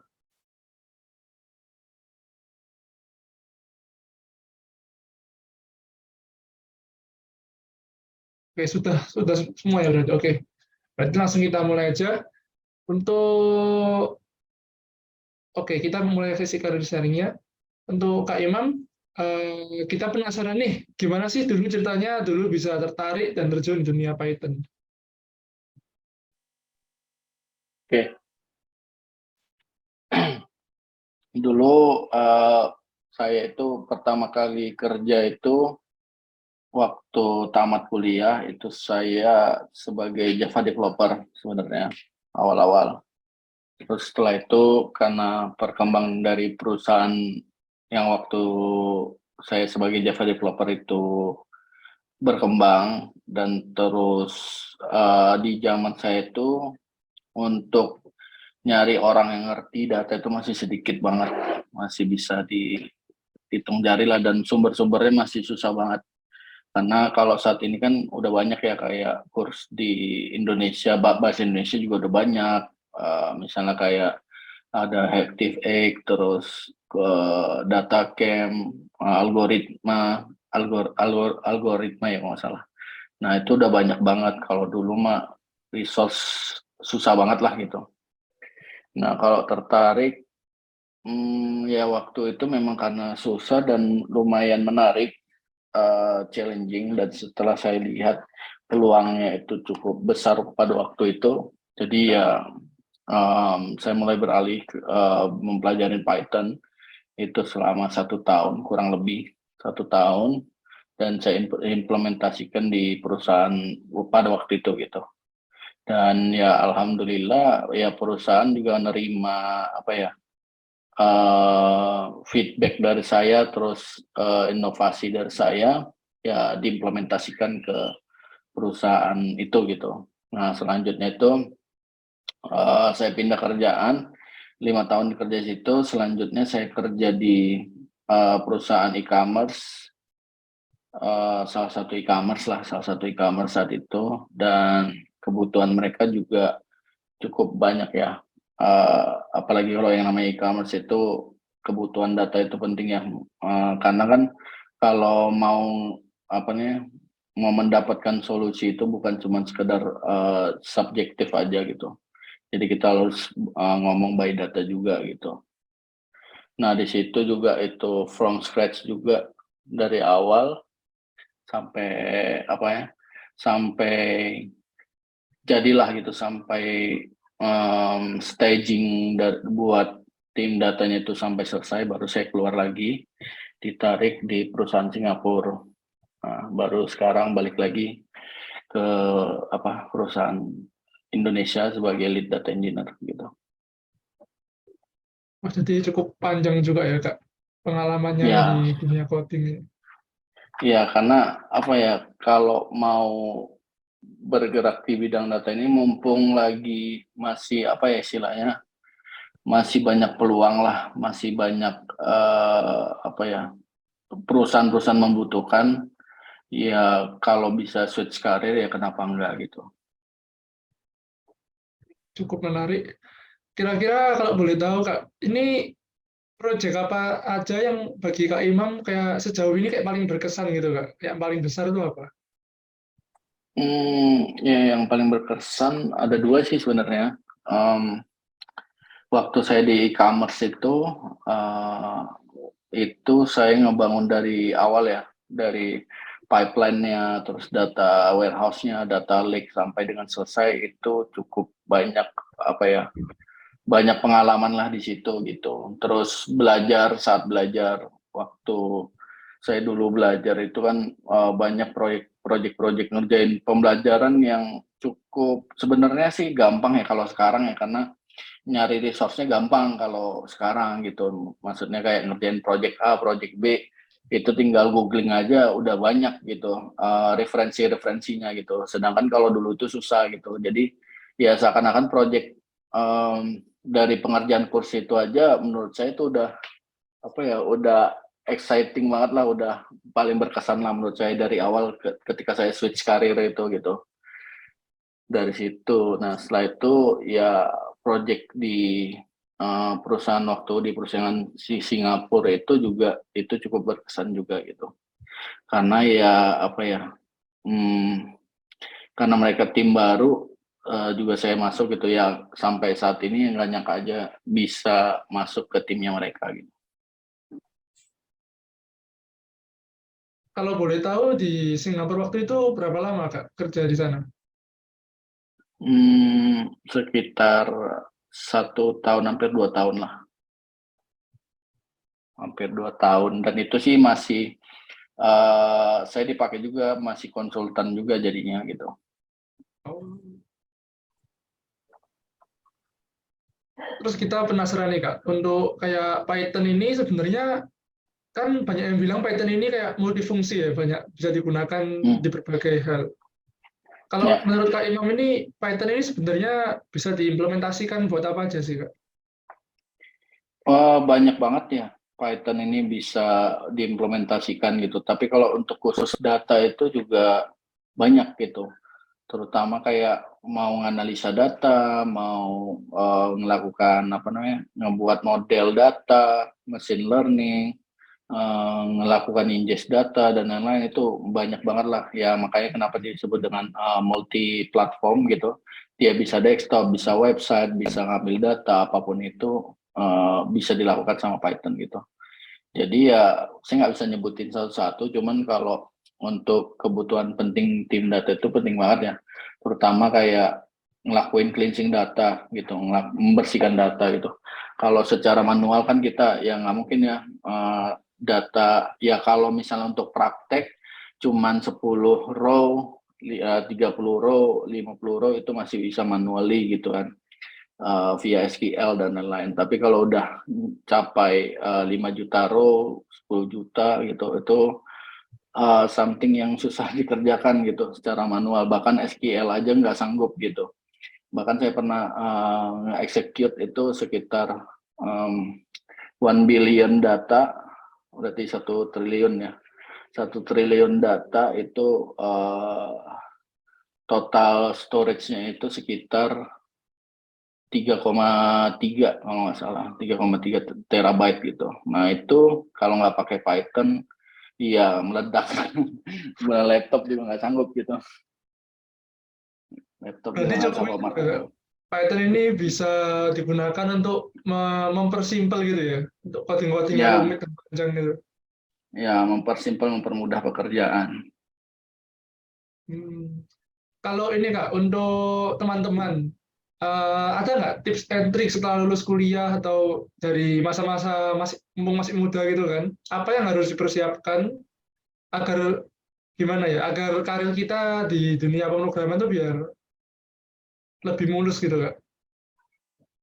Iya, kalau sekarang sih udah gampang banget ya, udah banyak ya referensi di internet segala macam gitu. Ya yang paling penting sih, yang penting fokus dulu, jangan buru-buru kayak apa, langsung ngelamar jadi data analis atau data scientist gitu. Ya, ya kalau kalian belum ada, apalagi kalau sekarang ini ya, zamannya udah susah ya, udah setelah COVID ini, recession ini juga agak sulit dapat pekerjaan, apalagi bahkan yang profesional aja yang udah experience-nya di atas 5 tahun aja sulit gitu. Bukan nakut-nakutin ya, nakutin teman-teman. Jadi kalau kita belum ada persiapan itu susah ya untuk dapetinnya gitu. Jadi ya mulai dari sekarang mumpung belum banyak aktivitas atau udah selesai misalnya tesis segala macamnya, ya luangkanlah waktunya untuk ngerjain kurs apapun itu gitu. Di luar sana udah banyak yang gratis, bahkan yang berbayar di Indonesia juga banyak yang murah-murah gitu kan. Jadi spending time dan spending money itu is worth it gitu. Nggak melulu kita nyari yang gratisan, tapi kalau ada yang berbayar kualitas bagus, kenapa enggak gitu. Selagi ada kualitas bagus dan terkadang kalau yang bayar itu kan kita bisa disalurkan juga sama mereka gitu. Jadi ya mumpung masih muda, mumpung peluangnya masih gede, karena untuk kebutuhan tim data itu cukup besar saat ini. Untuk bahkan setiap company aja itu mereka untuk Indonesia sendiri itu butuh untuk data engineer itu minimal 3 sampai 5 orang gitu. Itu minimal, bahkan ada yang lebih gitu. Jadi ya itu tadi ya, kerjain project buat portofolio sebanyak mungkin, apapun itu ya kerjain aja. Jadi jangan sampai kalian nggak ada persiapan, karena ini waktunya tahun-tahun ini tuh cukup berat ya. Bukan berat cuman buat fresh graduate yang baru tamat, tapi cukup berat juga buat yang udah kerja gitu. Dalam artian kadang kita nggak tahu tiba-tiba perusahaan layoff, tiba-tiba perusahaan di PHK-in gitu kan. Jadi ya dengan adanya kita persiapan, kita bisa bersaing dengan yang profesional juga gitu.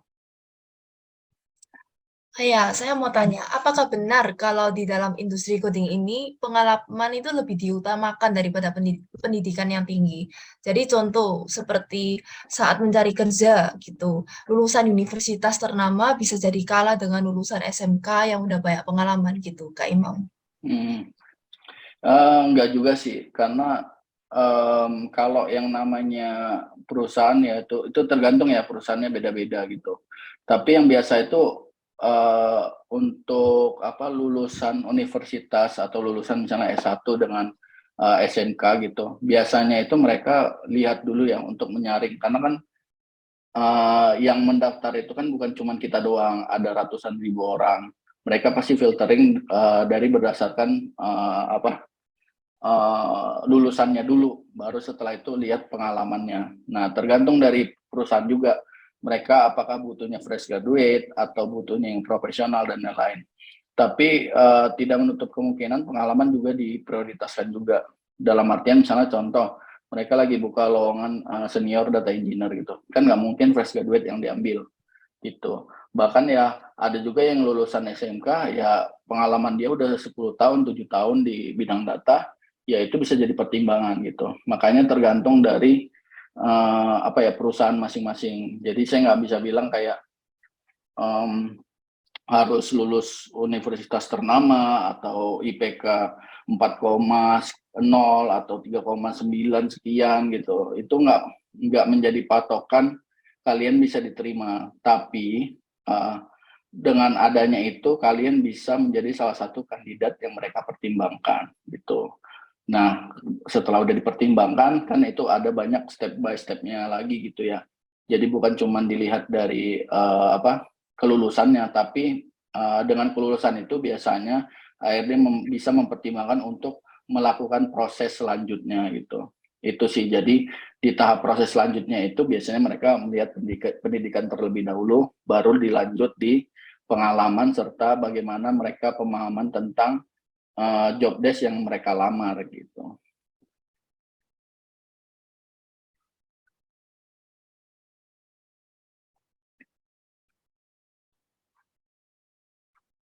Oke, ini rasanya udah ada beberapa pertanyaan.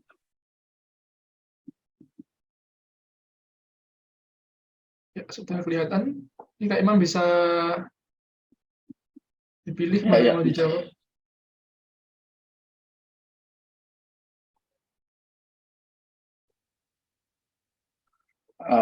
Mungkin yang nomor 2 dulu ya. Kalau untuk menjadikan Python dalam pembuatan aplikasi apa bisa apa? Ya bisa, Python itu bisa buat apapun. Dia bisa jadi back end. Kalau untuk front end nggak bisa ya, karena kan front end kan banyak ya. Kita bisa pakai yang selain itu. Tapi kalau untuk Python kita bisa ngebuat application pakai Python ya. Bisa melalui application web itu namanya Django Framework. Terus bisa pakai desktop, ada Flash. Terus banyak ya. Jadi nggak mesti harus cross language gitu. Karena ya Python itu udah ada compilernya dan dia salah satu bahasa pemrograman yang paling tua. Jadi dia fleksibel lah, bisa kemanapun gitu. Terus paling ya kayak Android lah, Android kan nggak bisa. Memang kan Python ini kan basicnya itu back end language gitu. Jadi dia bekerja di belakang layar, tapi bisa aja gitu. Jadi nggak harus cross platform gitu.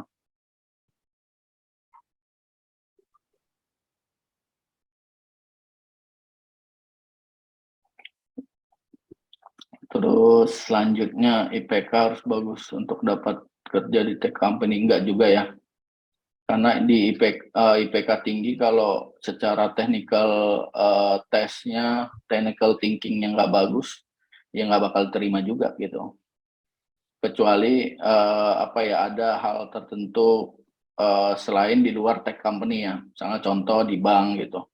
Nah, itu kan memang mereka memprioritasin IPK karena mereka kan butuhnya communication skill gitu, bukan technical skill gitu.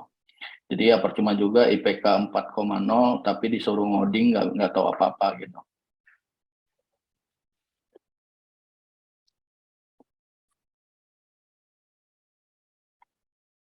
Apakah ada rekomendasi taglines untuk data seperti C? Banyak ya.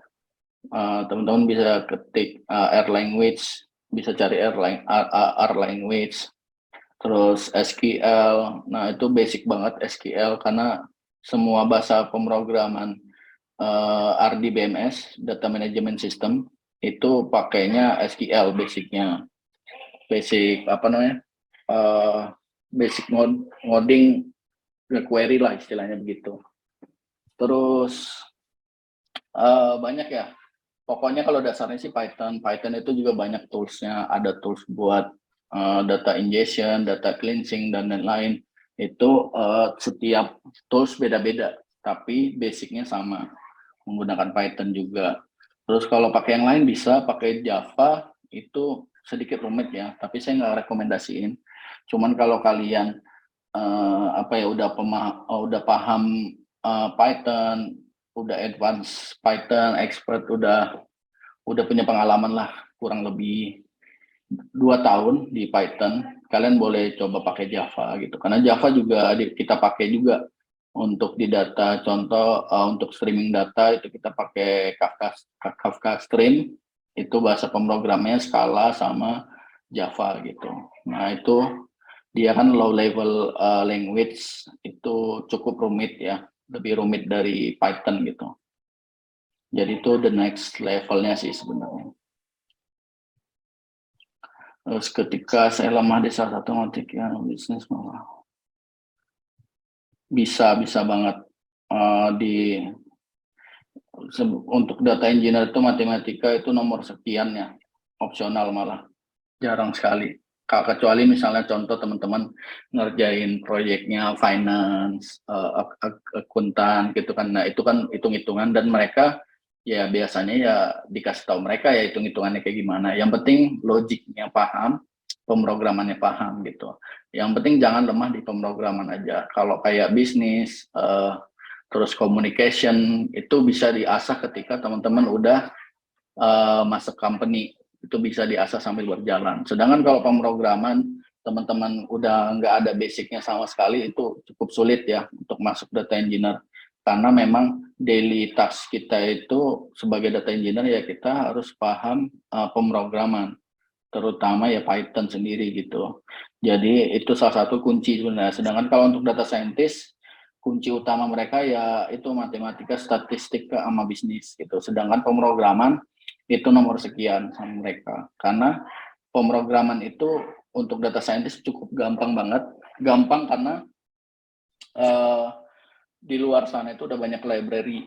Jadi tinggal panggil-panggil aja, itu gampang banget. Tapi kalau lemah statistiknya, hitungannya lemah, terus forecastingnya nggak tahu, prediksi penjualan ke depan kayak gimana, ya itu saya nggak rekomendasikan untuk masuk data science karena memang cukup rumit. Bukannya nakut-nakutin, tapi terkadang banyak orang yang nggak paham tentang yang penting mau jadi data science harus data engineer dulu, analis segala macam, enggak. Tapi ketiga hal ini itu berjalan berbarengan, bukan berjalan secara bertahap. Jadi tergantung dari teman-teman minatnya kemana. Karena data engineer, data scientist itu pasti butuh data engineer. Data engineer pasti butuh data analis. Data analis butuh keduanya, data engineer dan data scientist. Jadi saling mutualisme lah gitu ya. Jadi saling membutuhkan antara satu dengan lain dan levelnya pasti sama gitu. Jadi bukan berarti teman-teman pengen ke data scientist harus masuk analis dulu, enggak. Tapi levelingnya sama. Tergantung dari minat teman-teman. Kalau lebih suka banyak ngitung, lebih suka forecasting, prediction, itu bisa ke data scientist. Seperti itu. Sedangkan kalau lebih banyak ngoding dan segala macam itu lebih ke data engineer. Terus lebih suka visualisasi itu bisa ke data analis. Itu. Sertifikat atau portofolio apa yang paling useful dan untuk masuk dia kerja? Kalau sertifikat, ya jangan sertifikat seminar ya kalau bisa gitu. Jangan cuma seminar aja. Tapi banyakin sertifikat yang berkaitan dengan teknikalitas gitu. Ya contoh ada professional sertifikat kayak di Coursera. Terus ada sertifikat dari kayak ActiveX, Deki Labs, algoritma, dan lain-lain itu sebenarnya bukan paling useful. Jadi yang tadi yang saya bilang ya, HRD itu mensaring berdasarkan pertama itu ya mereka bakal lihat, karena kan yang disaring bukan kalian aja, ada 1000 bahkan ribuan, puluhan ribu gitu kan. Ya pertama dilihat dari basicnya kalian, sekolahnya kalian gitu kan pertama. Kemudian ya baru dilihat kalian itu udah punya pengalaman atau belum. Terus yang kedua kalau belum punya pengalaman gimana? Apakah kalian punya basic untuk bagian itu, misalnya basic di data gitu. Kalau ada kan salah satunya ya portofolio itu kan salah satu menunjukkan kalian punya basic terhadap bidang itu gitu. Misalnya contoh kalian punya portofolio ngebuat website misalnya gitu, atau portofolio ngedesain, kan otomatis kalian pasti dilihat, oh ternyata kalian punya basic pengalaman di bidang desainer gitu kan, atau web design, UI design misalnya gitu. Sama halnya kayak tim data juga, dilihat dari portofolionya kalian udah punya pengalaman sampai mana, pemahaman kalian sampai mana gitu. Jadi sertifikat itu bukan hal yang utama sebenarnya, tapi sertifikat itu bisa membantu kalian untuk HRD menentukan apakah kalian layak untuk diteruskan untuk menjadi calon kandidat, bukan menjadi pegawai mereka ya, itu belum. Karena kalau menentukan kalian bakal jadi pegawai mereka atau enggak, itu balik lagi tergantung kalian lulus enggak tahap demi tahapnya itu. Tapi sertifikat itu dan portofolio itu bisa membantu kalian menunjukkan bahwasannya kalian punya kapabilitas terhadap pekerjaan yang kalian lamar gitu. Jadi ya mereka bisa tahu dari user sampai Adanya tahu kalian punya capability terhadap job pekerjaan yang mereka buka, seperti itu. Gitu. Oke, baik. Ini ada waktu sisa sedikit, mungkin ada satu lagi pertanyaan dari teman-teman.